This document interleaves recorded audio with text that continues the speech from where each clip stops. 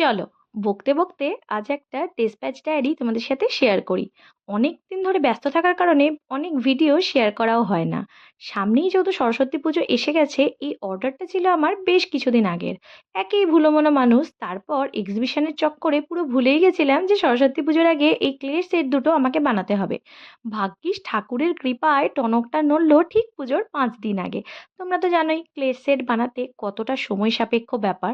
তাই 3 দিন ধরে লাগাতার চেষ্টায় তৈরি করে ফেললাম এই দুটো সেট। যদিও সানফ্লাওয়ার সেটটা ভীষণই কমন, তাও তোমরা জানিও ওই ছোট্ট ছোট্ট এয়ার স্টাড আর আংটি সহ সানফ্লাওয়ারের সেটটা তোমাদের কেমন লাগছে।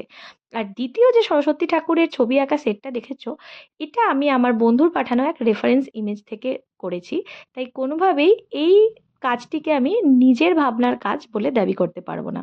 সম্ভবত এটি মনমার্জিয়া নামক কোনো পেজের কাজ, তাই তাদেরকে আমি ক্রেডিট অবশ্যই দিতে চাই এত সুন্দর একটা বানানোর জন্য। তোমরা জানিও কেমন লাগলো।